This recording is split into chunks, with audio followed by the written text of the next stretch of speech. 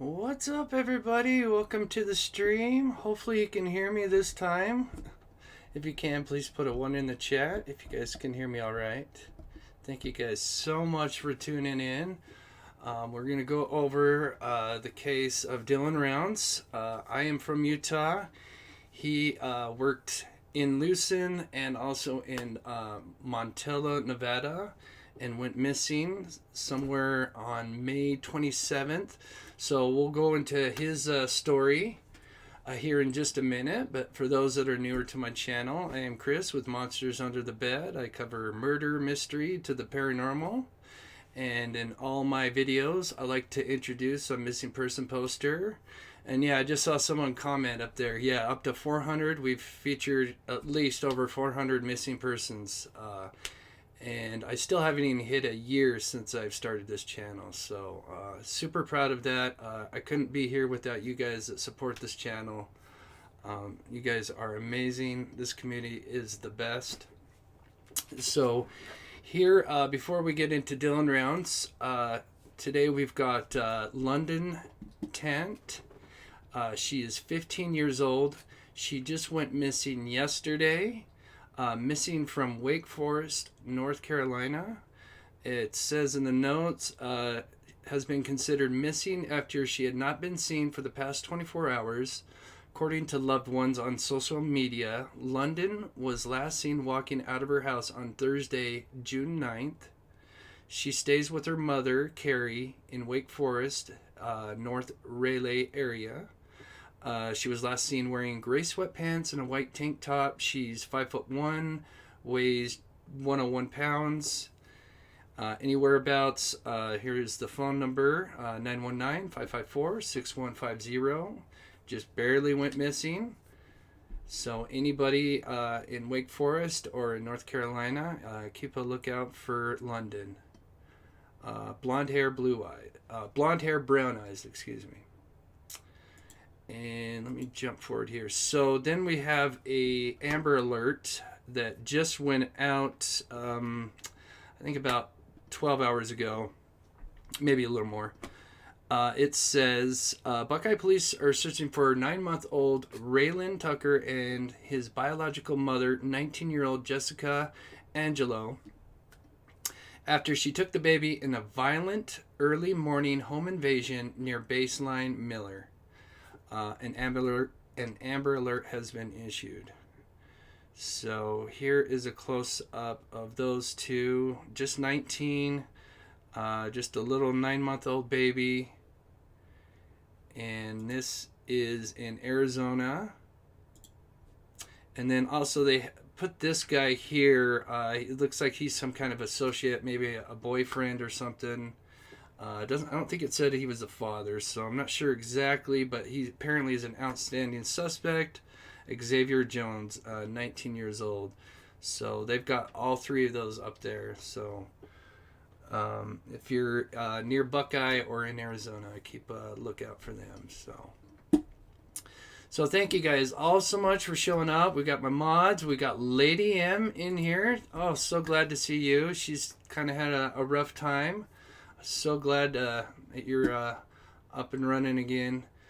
We got Grizzly True Crime in here.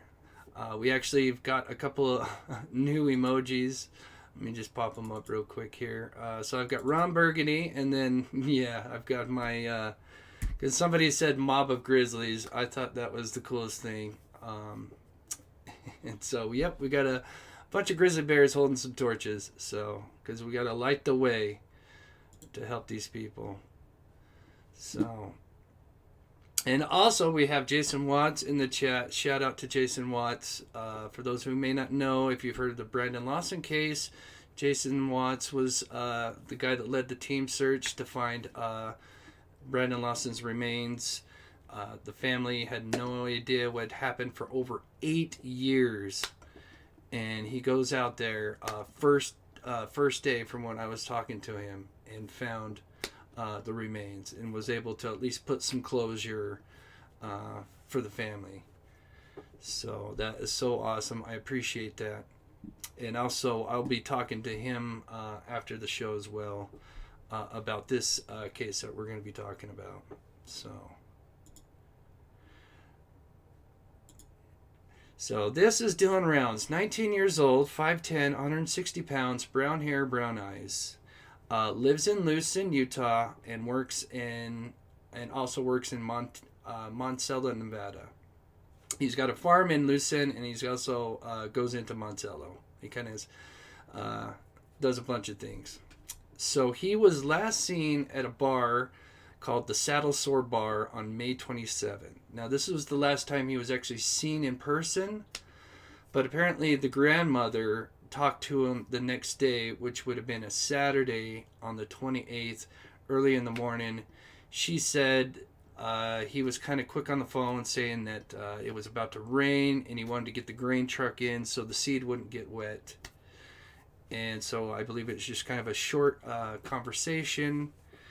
And then they hadn't heard anything the rest of the Saturday. Sunday, they started getting worried. And then the family on Monday came out and found some strange things. And we're going to listen to the interview. And I thought, why we listen to the interview with the mother, who I've also reached out to, and hopefully we'll have her on. Also, we are planning to go out there. Of course, since I was filming and doing stuff for other projects, I couldn't get to this case as soon as I wanted to. You know, I'm only one person. I can't be everywhere at once. But we want to get out there and help for the search. So they are doing a search today. We'll see if there's any kind of updates. I don't know if there's anybody, out there live. I'm not sure. It depends on... Apparently, from what I understand, the cell service is decent, from what the mother says. So I guess it depends on your service plan. So he was last seen at this bar, and we'll do a little bit of map time, because this is just a little dinky town. It's Montello. And then once again, the grandma. So this is just a picture of the farm in Lucin, Utah. It's quite desolate. Now, it's kind of funny. So obviously I was born and raised in Utah, lived here most of my life. I've heard of many places, but I will be honest with you. When this popped up, Lucin, Utah, I'm like, what? I have never heard of Lucin, Utah.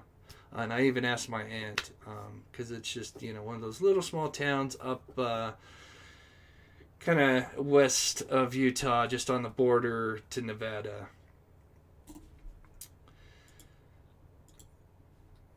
So, let's see. Okay, so on May 30th, after not hearing from Dylan, his family went out to the farm to look for him. And they had searched the property. The grain truck apparently was in the building, and I believe they pulled it out since. And they found his boots not too long after, approximately 100 yards south, hidden behind kind of a dirt pile, they say. So, very interesting. From what the mother says, she says that he doesn't have like multiple pairs of boots. He just has one pair of boots, and he wears them until they are worn out, and then she has to actually go and find that same exact pair of boots. He's like real picky when it comes to his boots. So she said that's not like him to just throw a pair of boots and him have like a secondary pair. And then also they found a spot of blood, I believe is the word, on his boots. They also did find the truck. We'll play the interview because she kind of explains more about the truck. But when they discovered the truck there at the farm, there were no tire tracks in the dirt leading to or from the farm. The weekend that he disappeared, it was raining. I believe Saturday. I'll have to look up the weather report. So had he left and come back, there should have been some kind of markings on the ground for the truck. But what was suspicious is that they noticed that the truck was a little more clean than it should have been. Because when you're driving out there, you get mud and everything all over your car. It's real quick. And so they noticed it looked like someone took a power washer to the truck. And then they noticed that they clearly missed the wheel well. So you can see how caked it is in here. So they believe that somebody had driven this truck, and there's even more evidence, and we'll get into in a minute. I don't think so, Ashley. And we'll talk about that. The family and some other content creators think this is foul play. But let's start with the interview. So I'll play the audio of the interview, and while we do that, I'm going to show you some visuals of the landscape and just kind of give you guys an idea of what we're looking at. So let me close that.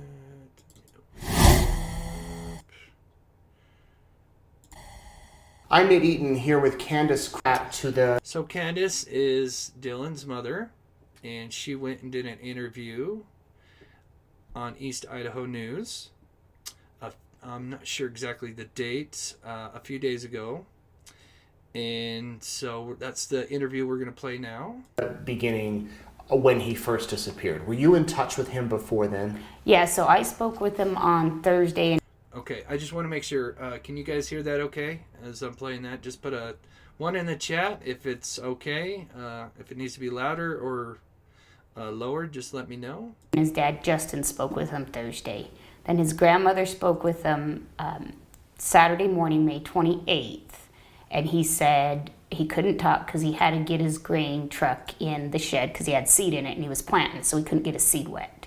So he's got a farm there. Yes. And where is Lucin? So if Lucin's just on the other side of the Great Salt Lake, okay. I guess it'd be the best way to explain it to people. So it's on the Nevada border of the state, by Park Valley and that. Okay, so close to the Nevada border. How long has he been farming there? So this will be his third season. Third season, so he's lived there a while. Yeah, so he goes, he doesn't live there full time. He goes to his dad's, Justin's, in eastern Idaho. He comes to my house in Hazelton. But in the summer, he's pretty much down there because he's farming. Okay. But in the winter, he's back and forth everywhere else. So had he just recently gone back for the season? Yeah, he'd been on the Wine Cup Gamble doing some custom work and on another farm in Independence Valley doing some work. And then he was finishing up his farm. I see.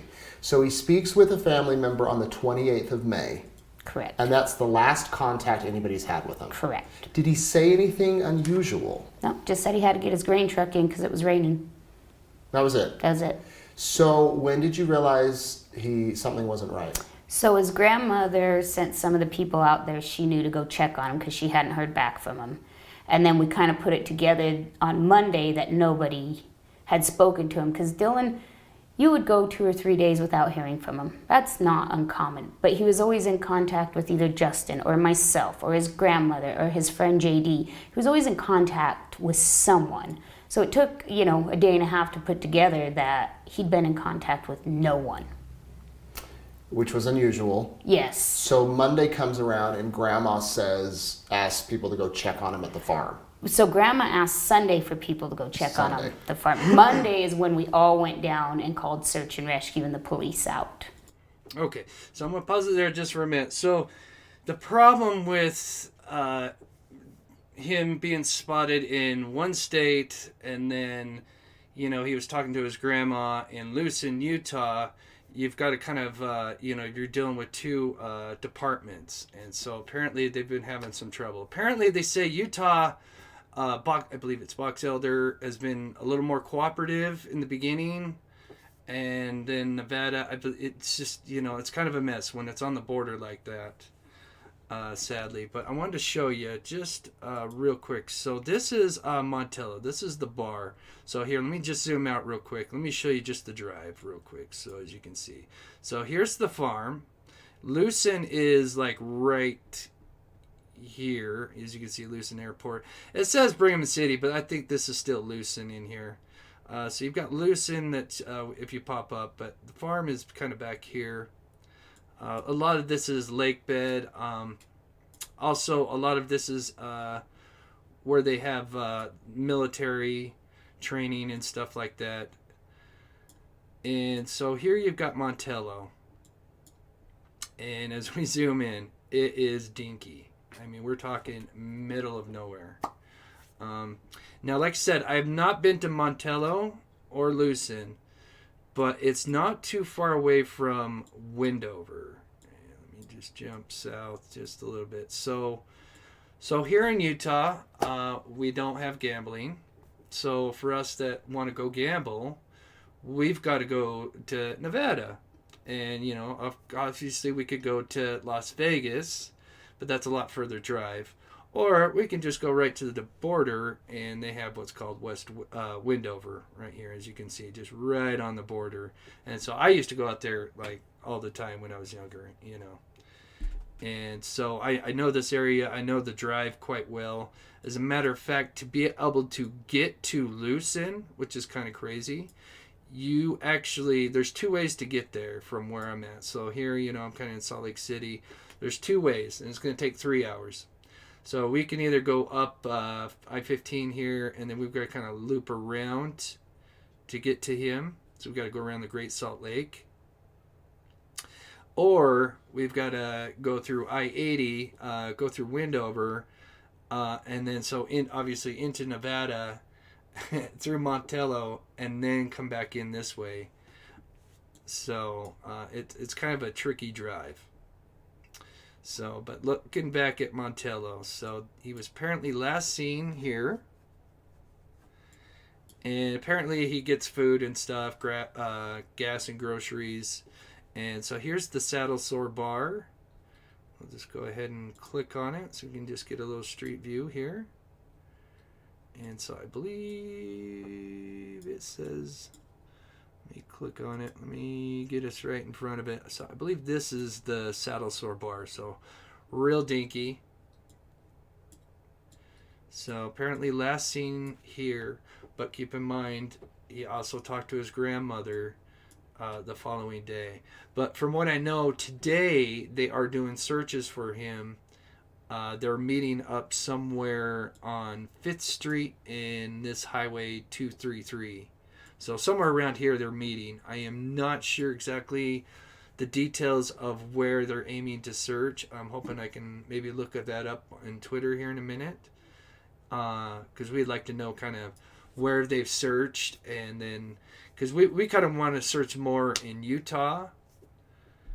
Me and Nick kind of, so when we go out, it's going to be me and my cousin Nick. Nick has been in that area. He knows that area fairly well. So he's got a lot more experience. So I'll be happy to have him. So it's not me just going by myself. So I'll have my sidekick Nick. So let's play a little more of the audio here while I show you the visual. What did you find at the farm? So when search and rescue arrived, it was approximately between 4 and 5, and within the first hour and a half, and we didn't initially release this, they found his boots. And so from where his grain truck was parked, his boots were about 100 yards south behind a pile of dirt, just casually tossed out. And that's our frustration. Right there, it should have been foul play. Did he have another pair of boots he could have been No, wearing? and that is the thing with Dylan. He is very particular about his boots. He wears a pair, and it's always the same. When they're worn out, he goes and he buys the exact same boots. He's been that way since he was 3. I have old boots of Dylan's as decoration in my house, and I would have to search on Amazon to find the same exact color, the same exact pair when one wore out. So it's not a recent habit. It's a very, it's his pattern. He's always been that way. So he wears the same pair everywhere. Yes. And you found them behind a pile of dirt. Yes. And then we were since told by detectives that there was a spot of blood on the boots, and they were being sent to the lab. And this was on Wednesday or Thursday. But after that Saturday. After that Saturday. So the boots were found Monday. Then we were told this. Then we found out from detectives the boots had not been sent to the lab. And this was on Saturday when they came back out, that they were being held in case the cadaver dogs needed them, which cadaver dogs do not need a scent. They search for human remains. So the boots just didn't get sent in. Was there anything else suspicious? So his pickup, when we got looking around, so we were frantic at first. So we went in, we tossed his camper looking for his keys. Couldn't find his keys, his key fob, so Justin broke out the back window. Go through his pickup, try to see what we can find. Wasn't until a couple days later, and mind you not, through all this, the detectives are not making this a crime scene. They're not blocking this off. So all the people out searching, everybody out there, they're around Dylan's pickup, they're around his camper. Yeah, so what she's going to say here is kind of frustrating. Sorry, I got to pause it and kind of comptate it so I'm not stealing their stuff. But, yeah, so apparently, because they didn't know, if it was foul play or if he was just missing, young guy, could have went out, party or something. So, unfortunately, all this evidence, the truck, there were a lot of people are handling it, so it's going to be tough to really take any kind of evidence from it. Maybe luminol, but other than that, sadly, they're just still thinking they're just, he's alive and that, there's just maybe some accident or something. So they're just, trying to find him at this point and don't think it's, anything other than that. And so unfortunately, yeah, they're going through the truck and sadly contaminating, what could possibly be a crime scene, unfortunately. But, at the time they didn't know. Touching everything. There's no tracks. So in Lucin that weekend, it was raining, and you're in the middle of a desert, and tracks are everywhere when it rains. Dylan's pickup has been pressure washed. And we didn't catch it in the first couple days because we were just frantic. We weren't even thinking about it. But then we had some people from Utah come forward, and they were cavers, and they were out there that weekend, and she called me, and she gave me a bunch of great information, pictures about the weather, what the landscape looked like with the puddles. And when we pulled in Monday, we left tracks. We still had tracks. It was still that wet.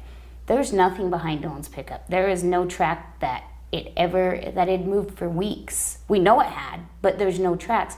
There's no mud on the tires. There's no mud on the rims.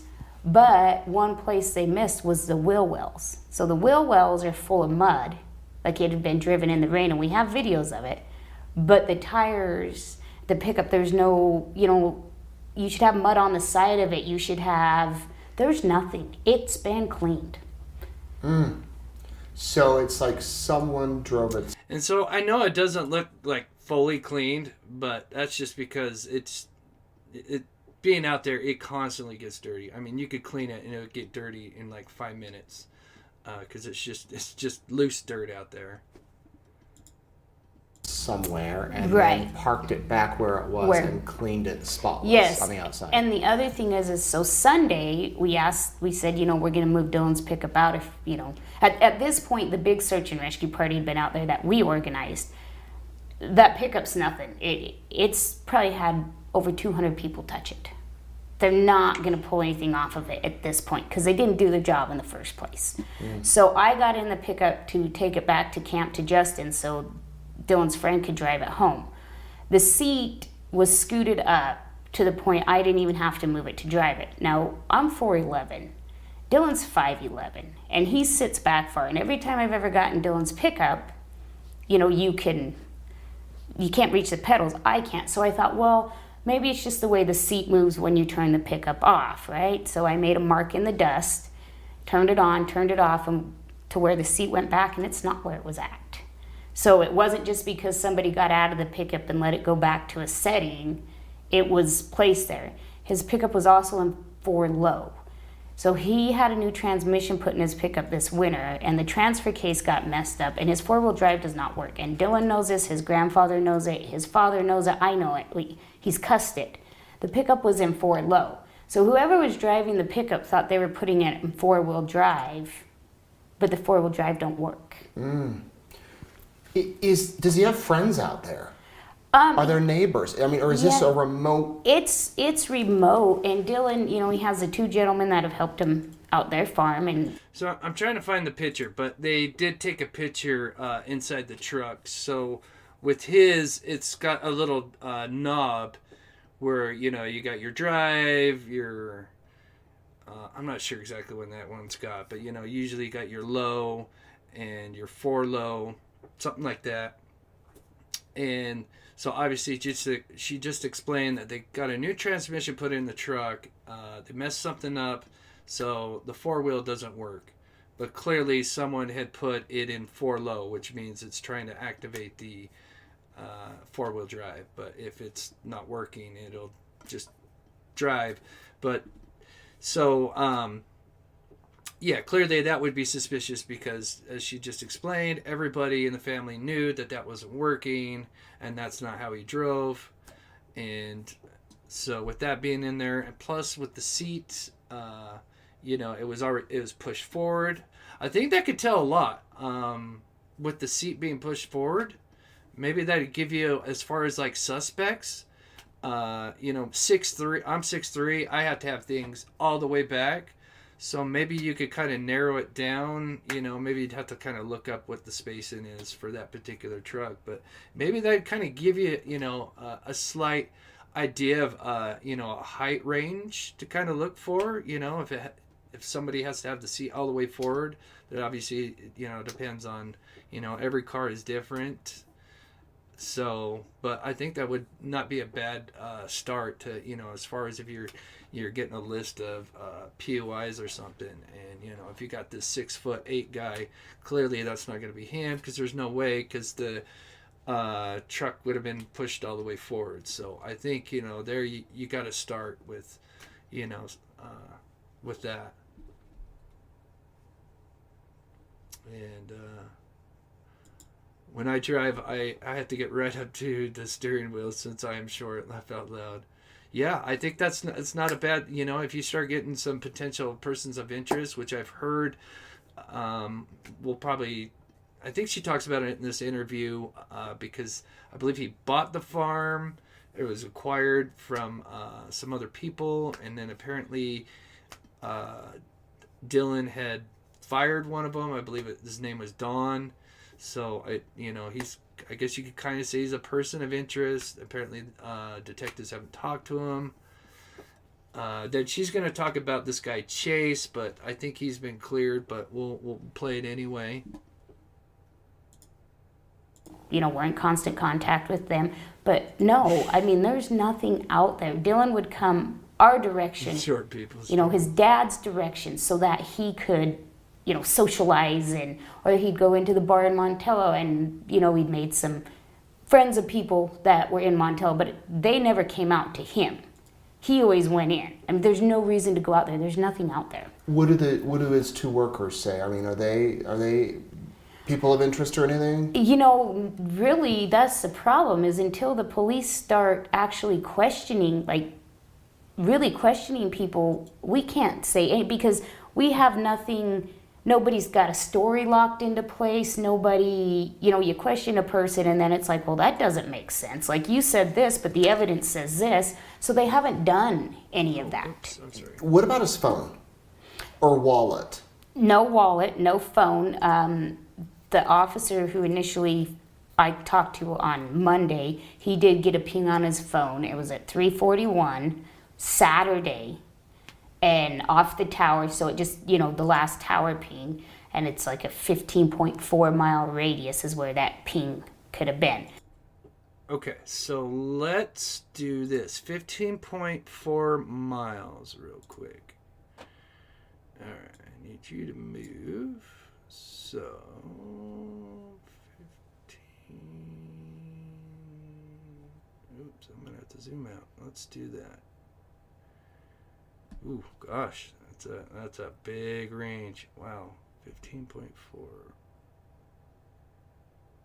Give me 1 second, guys. We'll just try to get in there. 15. Okay, here we go. Oh, thank you so much, Grizzly, for your $5 Euro donation. Don't get many Euro donations. Thank you so much. Did that pop up? Okay, it did. Thank you so much. You're amazing. Okay, let me put this in a circle. Let me get this right.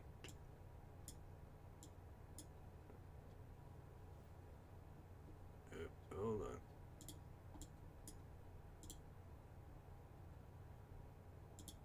on. Okay, so here we go. Let's see, do we get another donation or is that just delayed? Okay, thank you so much. All right, so here is what we're looking at here. Let me move this. Can I move that out of the way?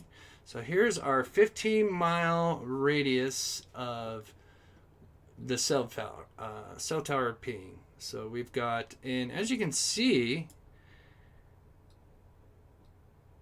boy, it almost fits right into that Montello area right there.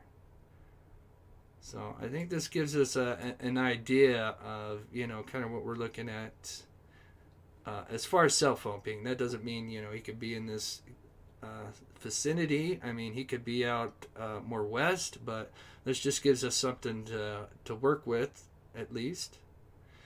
So here is Lucin. His farm is...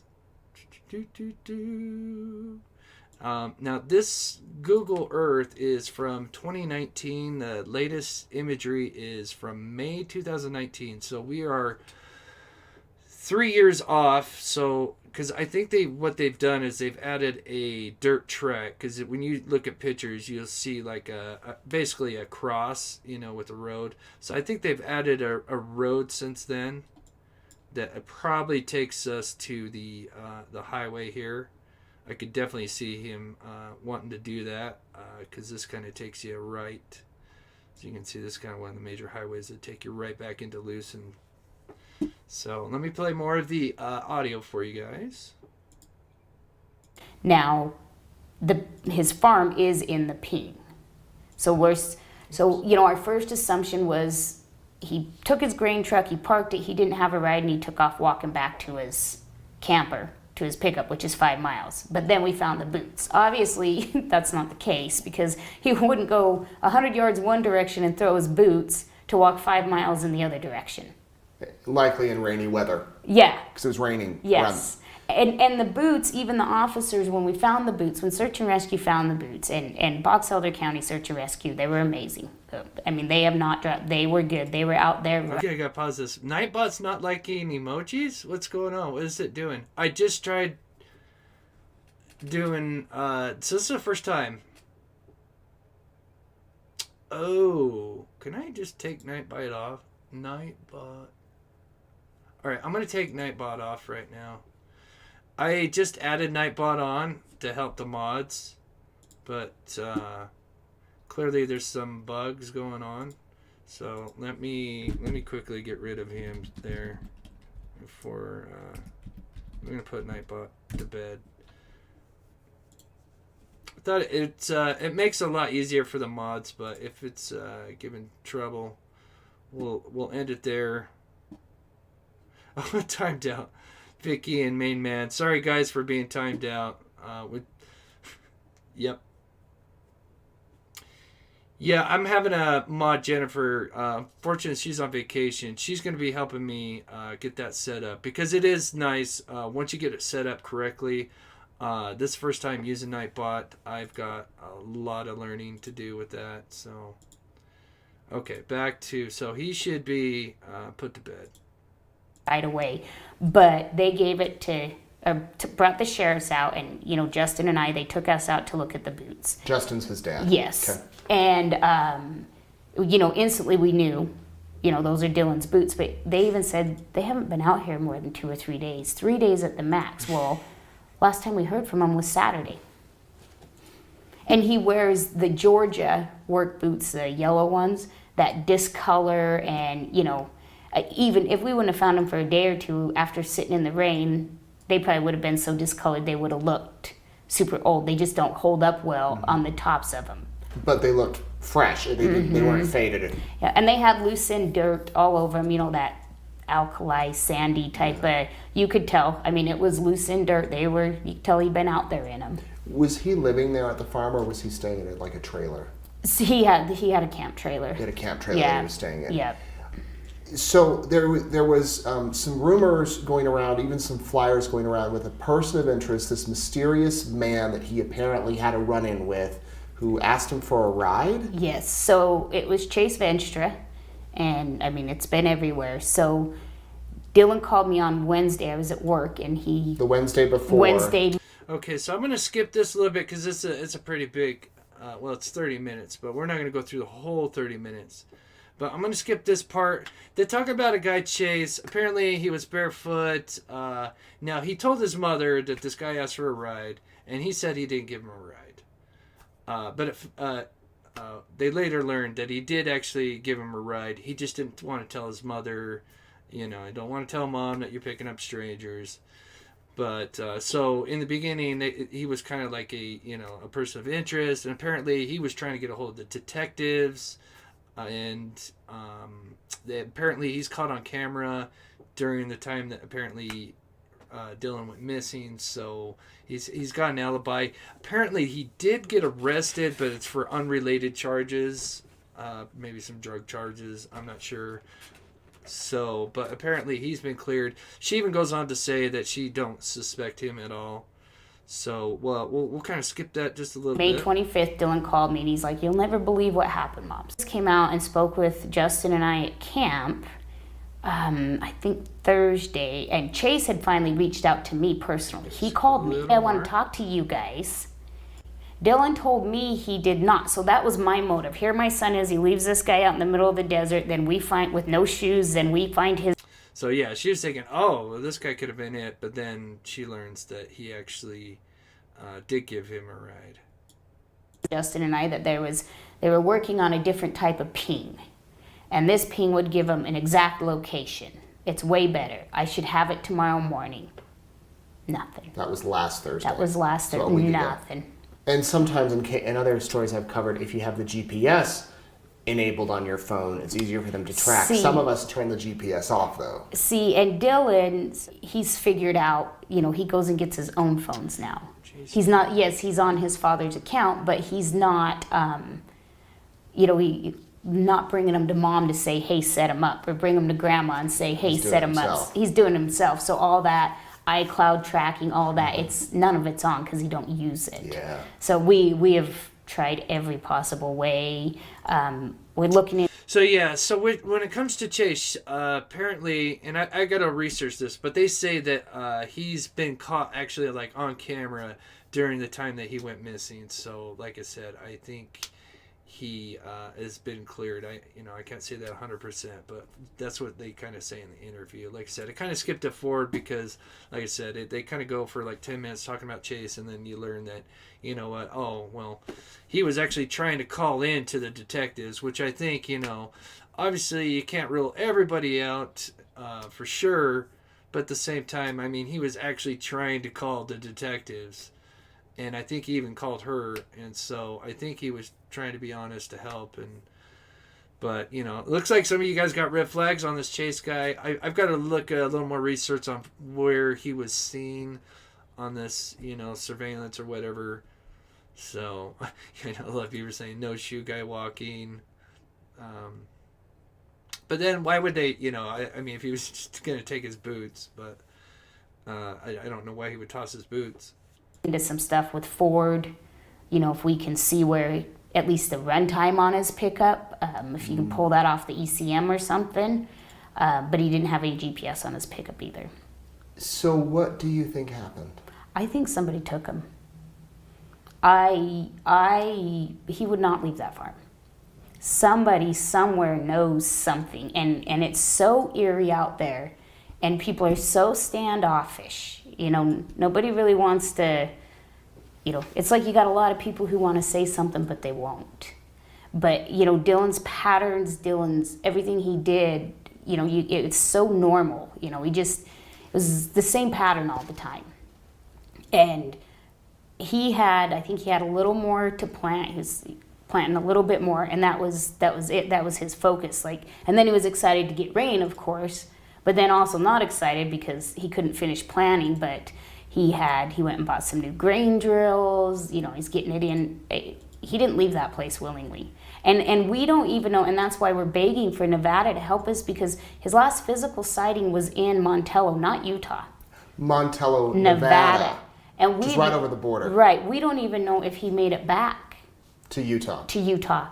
So... that's my question. Who's the lead agency? Well, so that's the problem. So Nevada is telling us that Utah, that Box Elder is the lead agency, because we're begging for their search and rescue to come help us. We got places pinpointed that we need dogs at and stuff. And so they're saying, well, box elder's the lead. Box elder's saying, well, there hasn't technically been a... Yeah, here's the crop circle right here, guys. It's really hard to see. So yeah, here's the crop circle. You can actually see the sprinklers. Let me see. Zoom in here. I know it's blurry. So you know those big industrial sprinklers that go out. Matter of fact, let me show you. Because like I said, you got to remember, this is 2019. We're 3 years.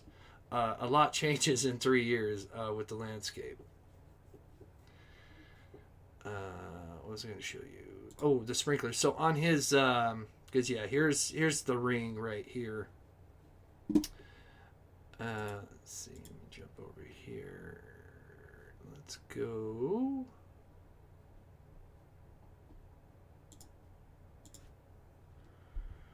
Down rounds. He had a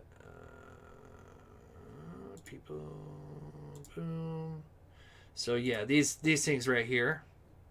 There's kind of like little main lines that water and stuff. So as you can see, they've got these, and this is kind of what you're looking at right here. As you can kind of see them, they got the wheels and stuff, and they can rotate, and yep, water.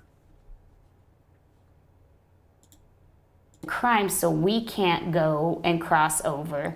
So we're getting this state line mess that it's like you tell you know in the email, we're not asking for a tactical team, we're asking for Elko Search and Rescue to come help us on the Montana side. Utah has helped us on the Utah side. We have covered it. We're now moving focus, especially after we know for sure he was seen last in Montello. We do not know if he made it to Montello. I mean, we know he wasn't the last one to drive his pickup. Who's to say he was the last one, he was the one to even move the grain truck? But we need help searching out there. We're not search and rescue. We're not professionals. I mean, we've had an outpouring of support and air support, and it's been amazing.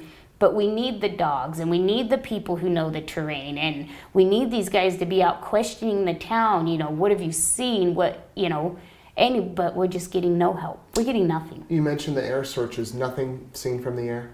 Well, so we did see when we flew. Okay, yeah. I'm going to see if I can play some of that footage. Hopefully I don't get copyrighted. Because it's taken from Heavy D Sparks. I think there's some clips on Twitter and Facebook, I believe. But it's pretty interesting. They go down what's called a wash. And I'll kind of show you if you're not familiar what a wash is. And they had found some tracks that looked similar. They're not sure if 100% if it was from the truck. But they noticed that it was fishtailing.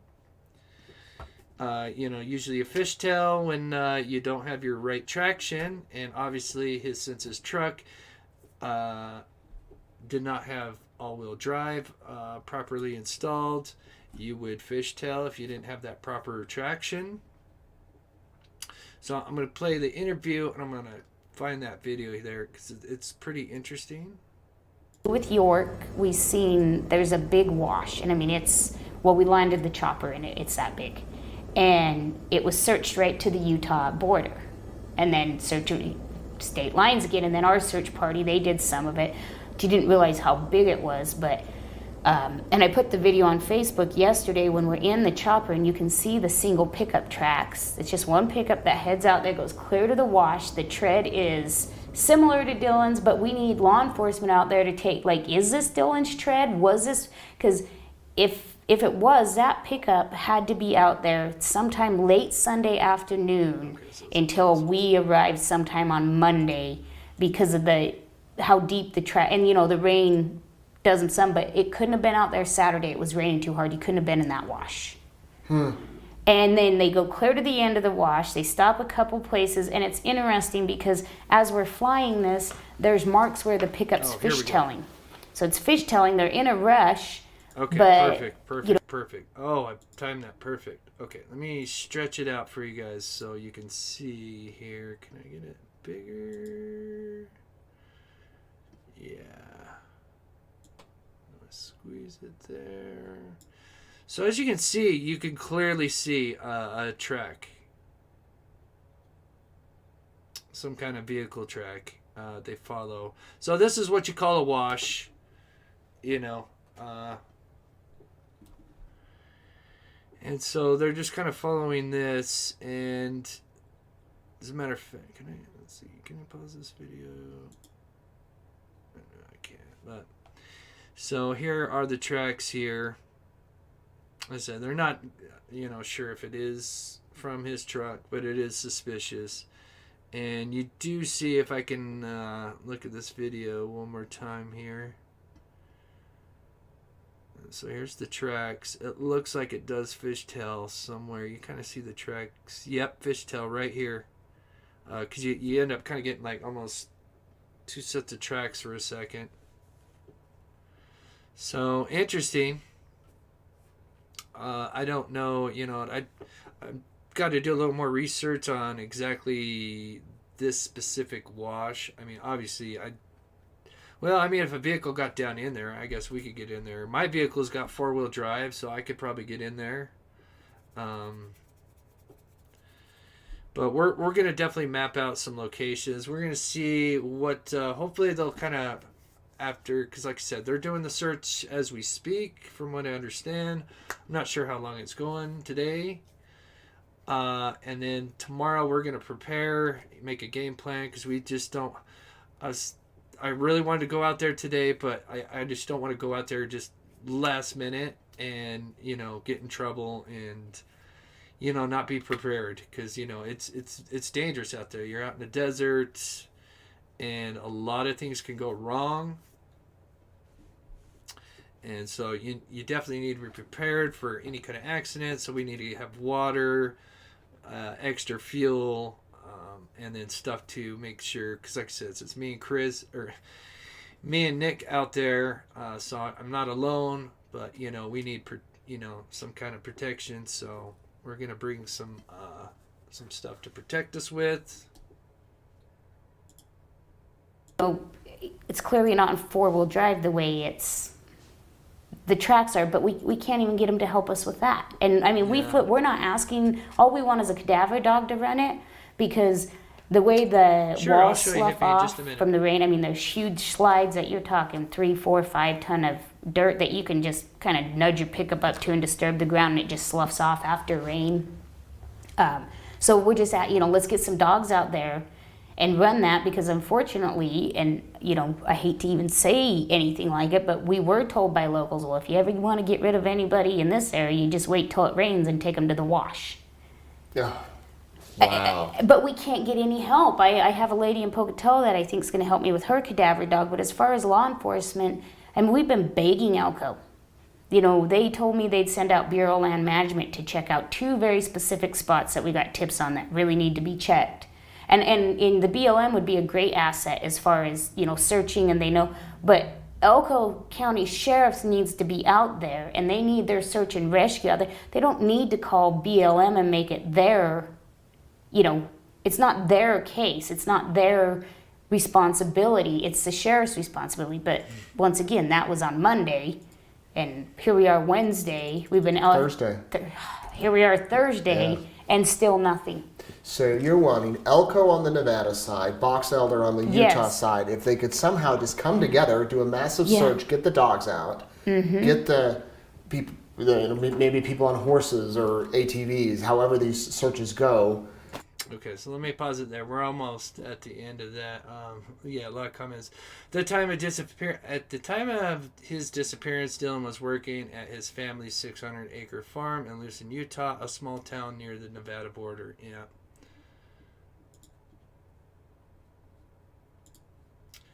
So, like I said, thank you for subscribing. And like I said, if you guys would like to donate to the cause, like I said, we're going out there Monday. We're going to get prepared for that. Obviously, we'll want to see what happens. We'll take a look and see if there's any kind of updates. But so it says they are, let's just see here. Today is an organized search starting at 8 a.m. Mountain Time. So when you go from Utah to Nevada, I guess you would gain an hour. Uh, so 7 a.m. So it'd be 8 a.m. my time. Fuel up. They don't really say how long they're going. I mean, I would assume they would go most into the evening. Not in the dark. So hopefully I can talk to somebody who's was out there and kind of give me an idea of just some of the areas that they are going to search. I'm not sure if they questions and answers. Let's take a look here, see if they get a little more specific as far as they don't really say what they're going to be where they're actually going to be searching. So taking just another look, because like I said, they're meeting here. Let me punch in.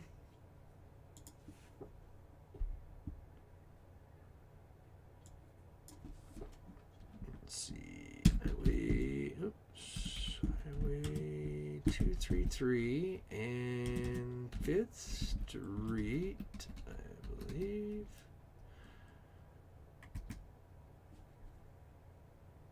Oh, I might have put it. Nope. Oh, 1 second. That didn't work. 233. I know I just put this in. 233 and 5th Street. I don't want to punch in. Anyway, let's see. There it is. I don't even know why. So here's 5th Street. They're staring right in front of me. So here's 5th Street right here. So they were meeting. Let's collapse that.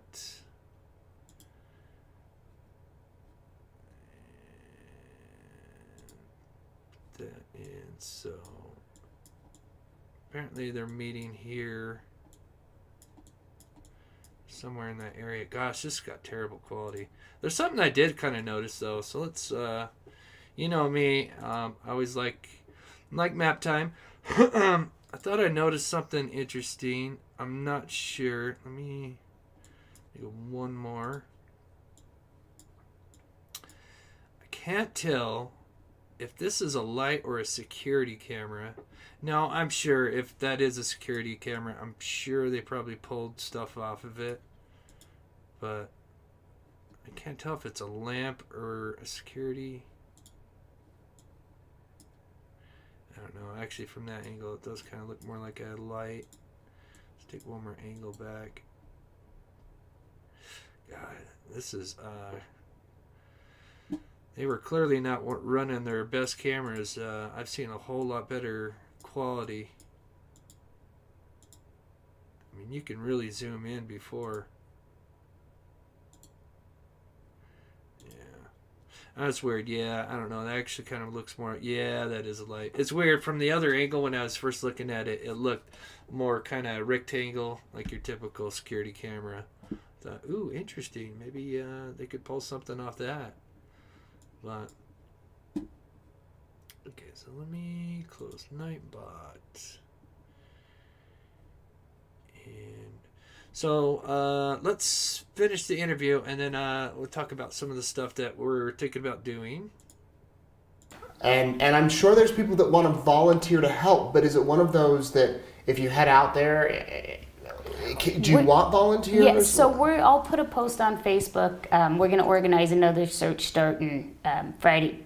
We'll probably start a little tomorrow, but the big push on Saturday. Again, the weekend. And so we're hoping in doing this and putting it out there that Elko will step up and be like, okay, you guys need the resources. Because Weber County came out after Box Elder. Weber County was out last Friday.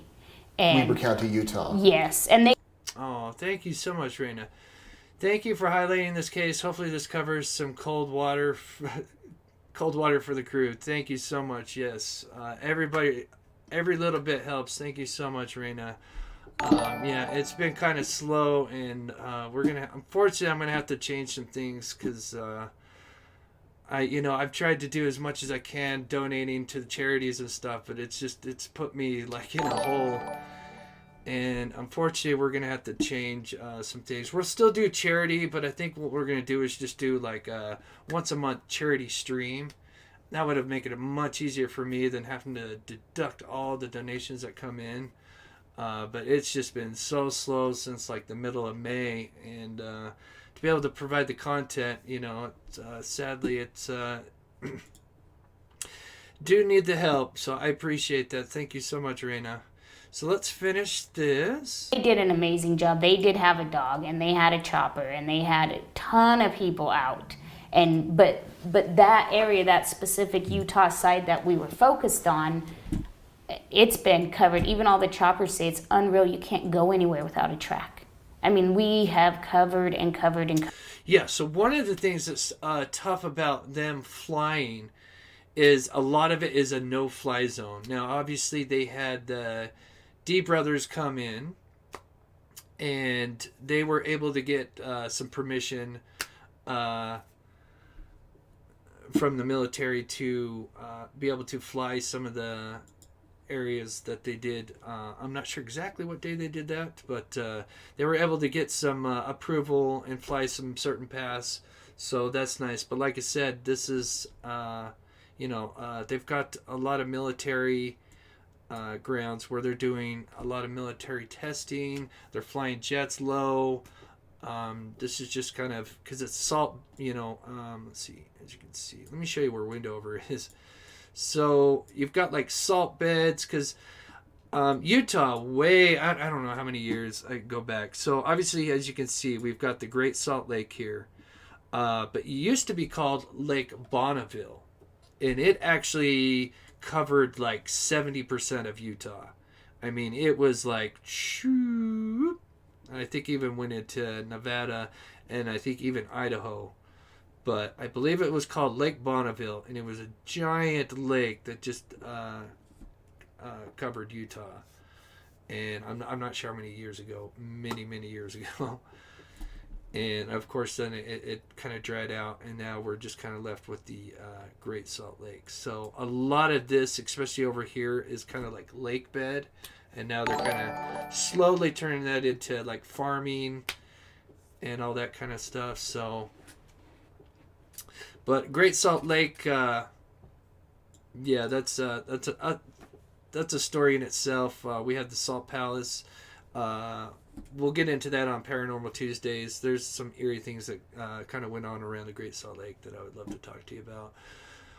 Thank you, Bill, so much, buddy, for becoming a member. Also, we're going to be changing the members and stuff. Not now, but I'll do a community post as well. But to make it more incentive for the higher tiers and stuff, because I've kind of really just had it to where, just whatever you pay, you pretty much got access to everything. But we're going to be switching some stuff around, but we'll make a community post about that. So somebody asked me where I'm from and how long it would take, even though I did kind of cover that, but I'll go over it one more time. So I'm in Salt Lake City, so that's right here. So there's two ways that we can get there. We kind of go up over around Great Salt Lake this way. It takes about 3 hours. Or we can go through I-80, and then we actually have to go into Nevada, past Windover, and then circle back through Montello, and then come into Lucin. Because, like I said, you got military, you got the salt flats. You just can't drive on this stuff here. So it's a lot of tough terrain that get around into. And that's kind of why I was like, man, I've never heard of Lucin. I've heard of, clearly Windover and the Dugways and stuff that are down here a little more south.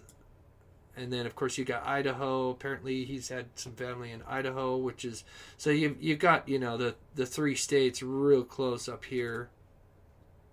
Let me get caught up on my chat. Excuse me.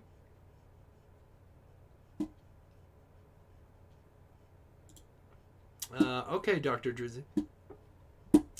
So anyway, so that's that 15-mile radius of the foam paint, approximately.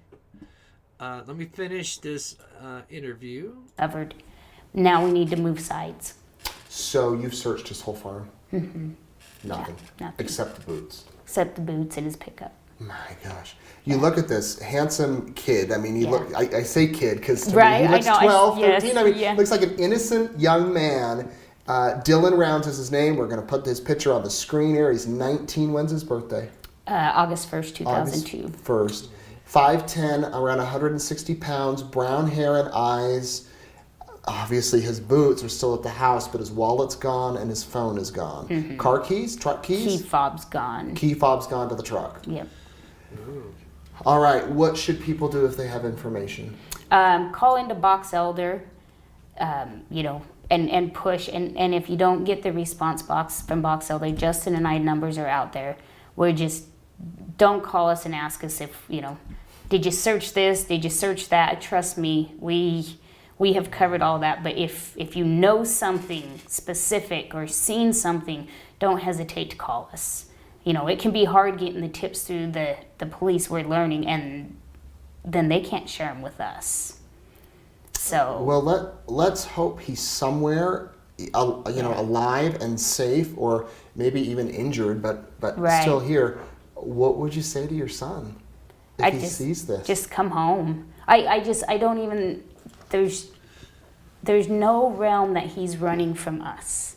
There's no, I know there's situations like that where you plead and then sometimes these kids come out, but that's not him. So, yeah, I know what you're looking at, Cynthia Gaines. So, like I said, keep in mind, what we're looking at, I know it's kind of hard to see. So, this is Google Earth Pro, and apparently the latest they have from satellite imagery is from 2019. So, it's 3 years behind.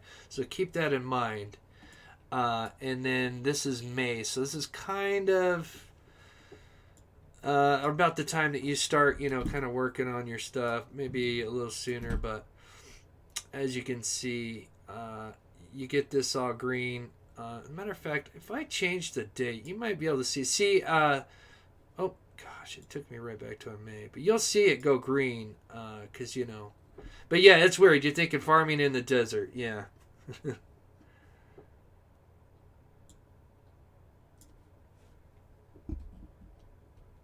And like I said, I think they added this little road that you just don't quite see in the pictures here.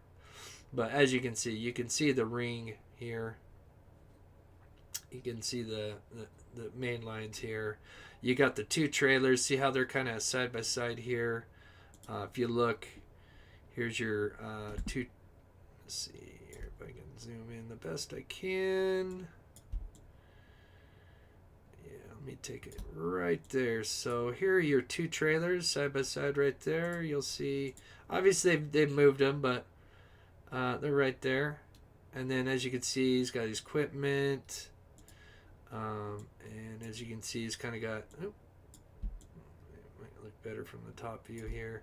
He's kind of got his equipment here. And yeah. And then here I think is the main building here. Then you got the little tires here. Oh, what are we doing? Oh, yeah, so I sent in, well, I'll get to that in a minute. Oh, this one doesn't have the tires in it, but you get the gist, yeah. So like I said, this clearly 3 years ago, lots changed. This is probably when the other family owned it, or so. Any sign of mental illness? No. Any personal stress, trauma, anything like that? No. Dylan's biggest stress was getting his crop to grow.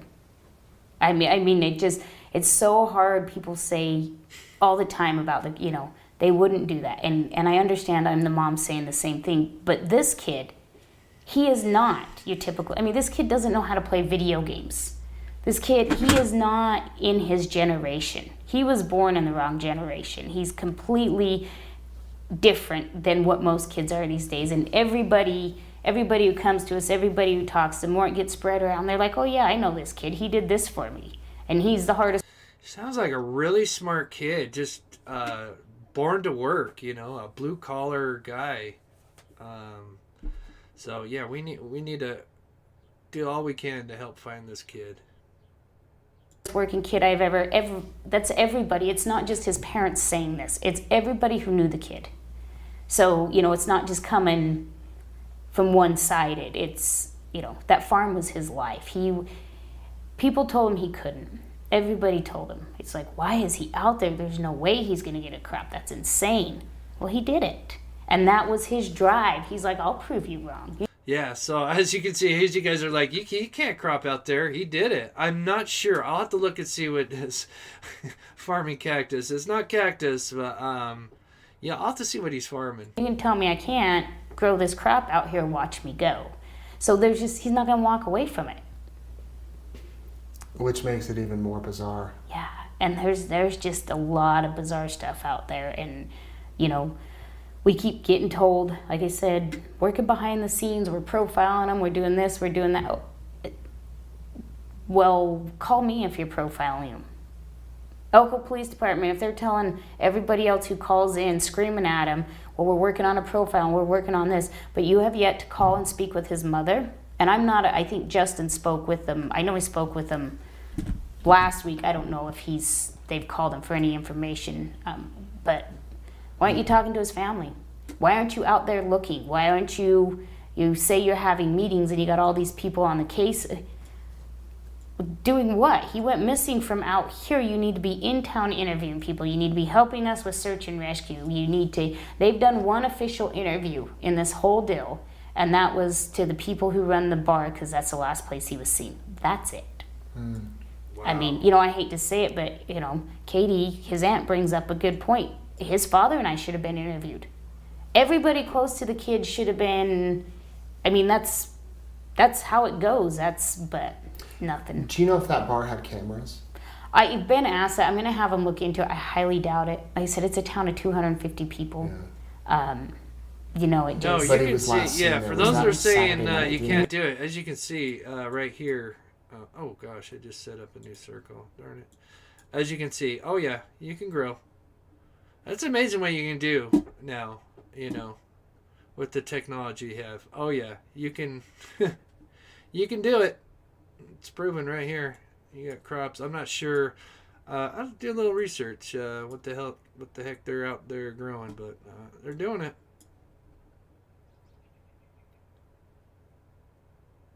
I would say corn, but that would just be a wild guess. Yeah, try not to say meth, but yeah, speaking on that just for a minute, just because it was brought up, there has been some stories about sketchy people. I mean, that happens everywhere, but yes, in more desolate areas, yeah, obviously, would not be surprised if there are probably some of those kind of labs set up in the outskirts of these kind of towns, for sure, guaranteed. That there's some shady. I mean, she just said it. There's clearly some shady people. I think I read in a comment on Facebook, somebody drove through Montello a couple of years ago, said that they ran into some really sketchy people that were probably into that kind of stuff. So yes, that stuff happens. And yeah. Ooh. Gosh, yeah, maybe. God, who knows? Boy, that'd be a lucrative business, I'll tell you what. Whew. No, that was Friday night. May 27th. He spoke with Grandma. Yeah. Saturday. So we don't know, because sometimes he stayed in Montello. So we don't know if he... In his camp trailer? At another place. Okay. So, yeah, that's funny. Yeah, it's so medicinal. My aunt has it delivered to her doorstep. It's crazy. But yeah, obviously it's medical. But yeah, it's... I thought Utah would be the last place it would ever, consider that kind of stuff. But they do it. She, like I said, my aunt, she gets it delivered. So... Yeah, so we don't know if when that phone call was made, was he in Montello and freaked out getting to his grain truck, 20 some odd miles away because it was raining, or was he in Lucin? And that call, they should be able to pull those records from which call that tower was pinged off of, or that phone was pinged off of. So that has not been done. So if there's multiple towers out there, but the Montello one is not the same as the one out in Lucin, like it would have pinged off a different tower, and that would tell us, okay, He didn't go. He wasn't there. So would he go to Montello just because that was the closest big city? Yeah, food. Like grocery store, food? No Okay. grocery, just food. Just there's 2 bars there. One's barely open. The other one, they hamburgers and stuff. Just hot food. And it's 20 miles away. It's like 27. 27. Yeah. But it's the like that. next closest town. Yeah, it's over the border. Yep. Okay. Okay, so 27 Wow, miles. Candace. Well, I Okay, 27 miles. Let's just take a look here. Doot. Oh, did I get it out? Oh, I got it over here. Give me 1 second, guys. We'll take a look. Line. 27 miles. Now, she's doing approximate, obviously.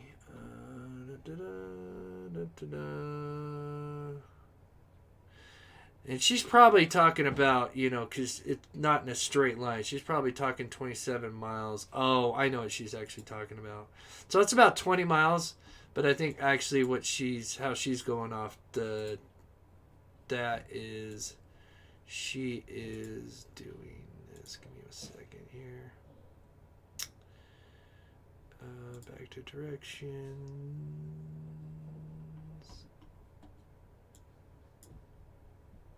So, yeah, as a matter of fact, boom, 27 miles. So if you drive from here, come down in here, 27.6 miles. Right into the farm there. So, yeah, that's right. And so that's from Montello there. So yeah, I thought criminal. Are you speaking of Daniel Robinson? Yeah, it's this. This definitely has got a lot of that similarities when it comes to the Daniel Robinson case. With them finding the vehicle, and then apparently the vehicle was suspicious because it looked like it had been driven more. They'd ran some tests on it, and it said it looked like it had been tried to started like over 50 times after it got, and then it looked like they purposely flipped it. They said it looked like it was staged. So yeah, so this definitely has some similar vibes to the Daniel Robinson case, sadly, with foul play suspected. So let's see, how long are we gone for? I started at 3:30. Oh my gosh, it's already 3:43. Man, time is flying. So what we're going to be doing is, so like I said, Jason Watts was in the chat earlier. I appreciate Jason for everything. He's helping me behind the scenes with a few projects. I'm also going to, because like I said, we're going to be going out there, and I thought it'd be fun. So tomorrow we're going to do a members only live show. It's going to be kind of a short show. I might do 2 shows, one non and then one member. But the members only show, we're going to kind of discuss, let you guys kind of help us decide where do you think we should search.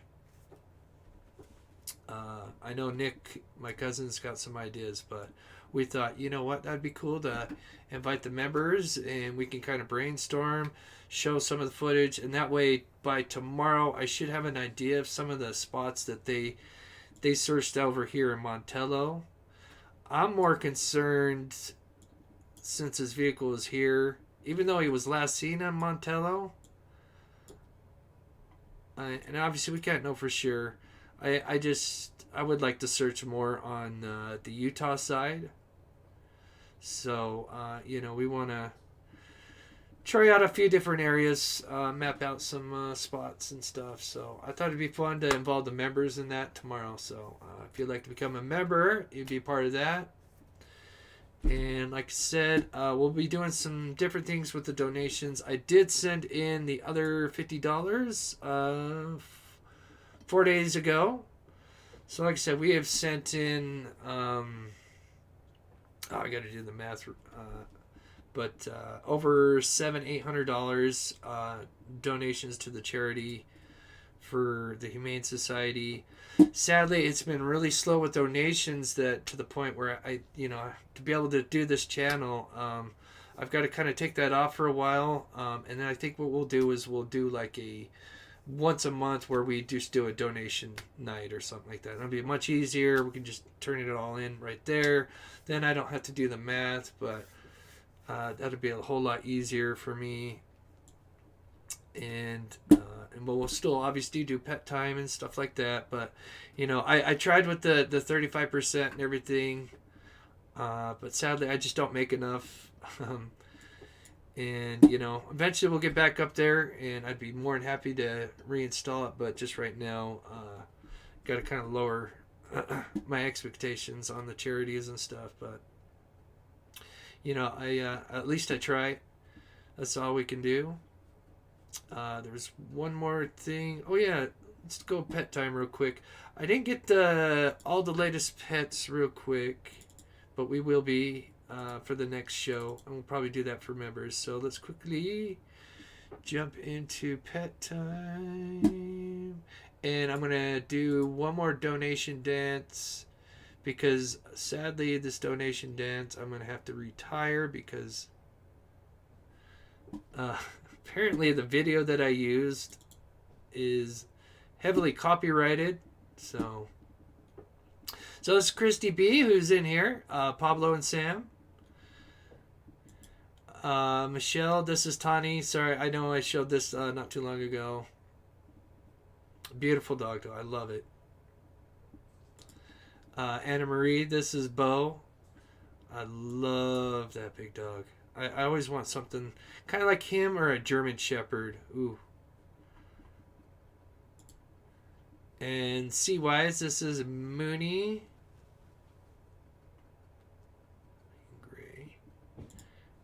And this is Maisie.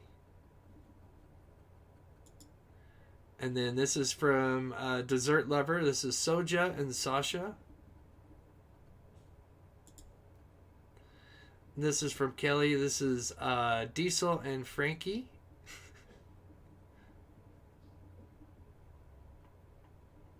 Mucho besties. This was sent in from Kenny. This is Nubs. Got a little iguana.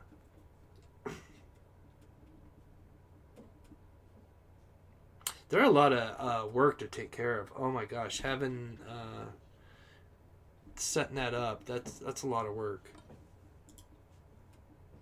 From Kit W, this is Squeakers. From Painted Gourds, we got Oksana and Green Bean. And this is from Arena, Leroy, and Kuna. Yeah, so we got a dog and kitty. Oh, all snuggled up. Thank you. Reina's in the chat. And then we got from Raven, we got Cash, as in Johnny Cash. As y'all know, I'm a sucker for black kitties. That's a good question. I think they are, actually. I think they really are. Oh, so this is another thing that I'm going to be doing a little research on. So, this is a power washer, because remember they said that they believed the truck was power washed? So, yeah, we're going to do a little bit of research into power wash. I think some of the main clues is how the seat was pulled up forward. So, I think, if you're looking for a person of interest, clearly he's not going to be 6 foot tall. I think, we could rule that out. Maybe even a few feet shorter. She said she was what'd she say? She said she was 4'11". He's 5'11". So the mother of Dylan is 4'11". He's 5'11". She said at 4'11", the seat was just right.